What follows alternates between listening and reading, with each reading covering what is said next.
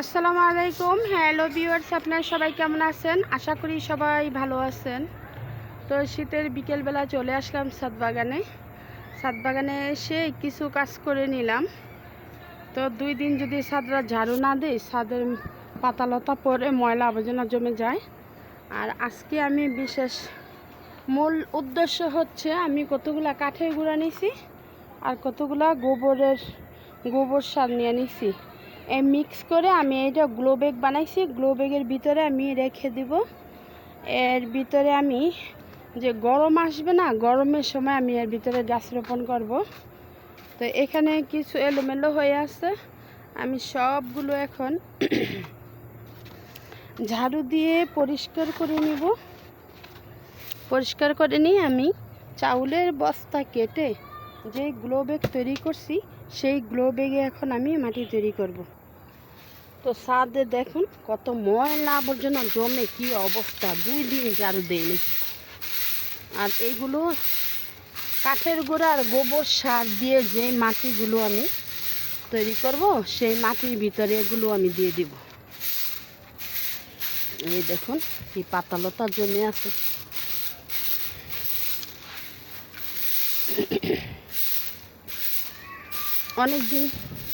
অনেক দিন না, প্রায় 2 দিন বা 3 দিন হবে ছাদ বাগানটা ঝাড়ু দেয় না। আর ছাদ বাগান ঝাড়ু না দিলেও সুন্দর লাগে না। এই যে বেড তৈরি করছি, বেডটা যদি ভালোভাবে একটু পরিষ্কার না রাখি তাহলে কি হয়, ছাদটা আমি ভালোভাবে এইভাবে ঝাড়ু দিয়ে সব ময়লা আবর্জনা রেখে দেব।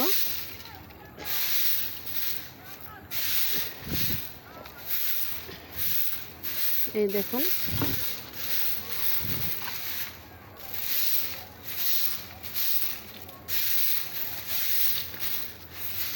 আল্লাহ, ছাদ ঝাড়ু না দিলে খারাপ দেখা যায়, ঝাড়ু দিলে অনেক সুন্দর লাগে, অনেক সুন্দর।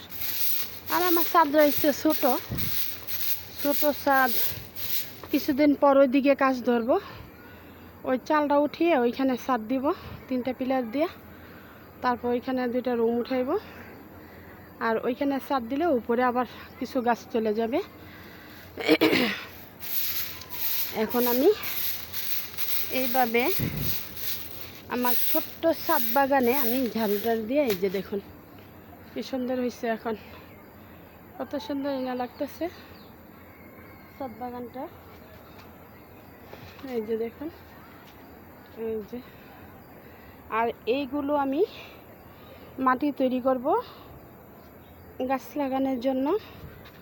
এই যে এখানে আছে, এই দেখুন গোবর সার আর কাঠের গুঁড়া।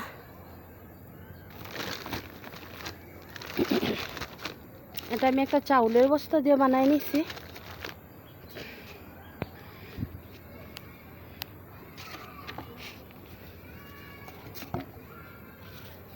এর ভিতরে কিছু কাগজপাতি দিয়ে দিলাম। এই যে আমি এখন এইগুলো এর ভিতরে ভরে ওইখানে নিয়ে ঢালবো।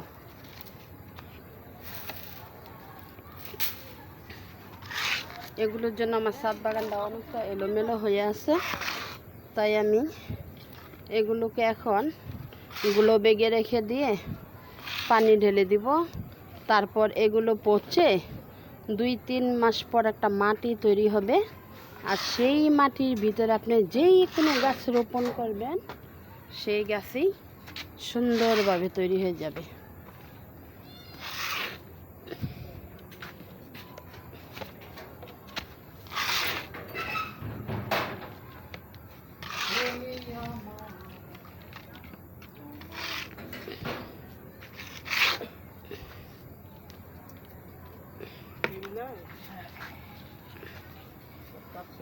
এই যে দেখুন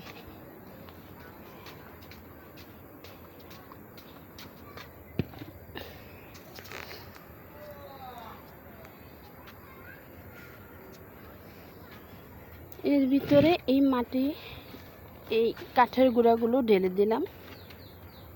এই তো আবার এইগুলো এর ভিতরে এই ছিদ্রটি রেখে দিলাম। এই পাতাটি দিয়ে কাগজ দিয়ে ছিদ্র ঢেকে দিলাম যাতে করে ছিদ্রটা আটকে থাকে। তো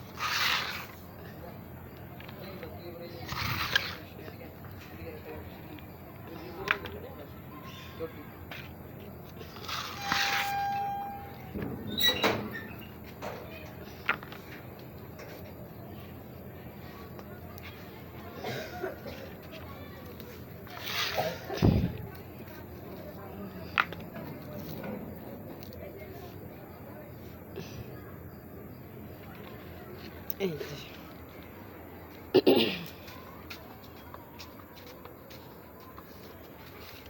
বাস এখানে দিয়ে দেব। পানি দিলে পানি একদম চেপে দেব। কাঠের গুঁড়াগুলো ভিজা আর গোবর সারগুলো ভিজে একদম চেপে দেব মাটিগুলো। তারপর সুন্দর একটা মাটি তৈরি হবে আর এর ভিতরে গাছ রোপণ করব আমি।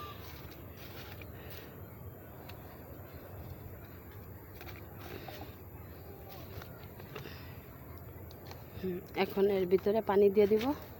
2-3 মাস আমি এভাবে রেখে দেব। মানে কাঠের গুঁড়া দিয়ে কিভাবে মাটি তৈরি করে কোনো ইউটিউবাররা ভালো করে পরিষ্কার করে বলে না, কিন্তু আমি আপনাদেরকে বলে দিলাম। যদি আপনাদের ইচ্ছা থাকে মাটি তৈরি করে, তারপরে এভাবে আমারগুলো দেখে এভাবে মাটি তৈরি করতে পারবেন। আর এর ভিতরে প্রথমে ভালো পানি দিয়ে সবগুলো ভিজাইব, তারপরে আস্তে আস্তে দিব আমি চুন গুলায় পানি, তারপরে দিয়ে দিব নিম খোল ভিজিয়ে পানি। তাহলে এর ভিতরে কোনো পোকামাকড় থাকবে না, আপনার গাছ হবে সুন্দর সতেজ।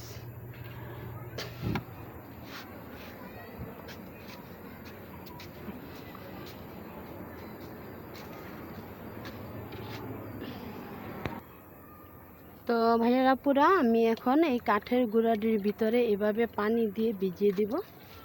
এই যে আজকে সাদা পানি দিয়ে ভিজিয়ে নিলাম।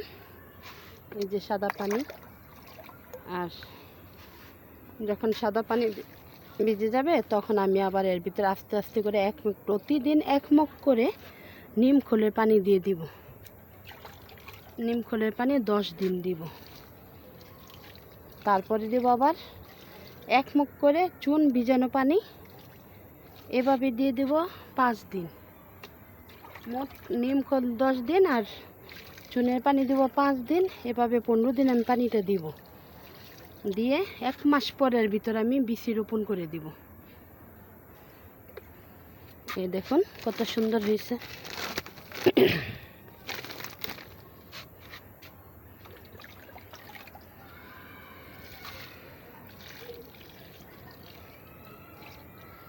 এই দেখুন, এই যে সাইডে সাইডে পানি দিয়ে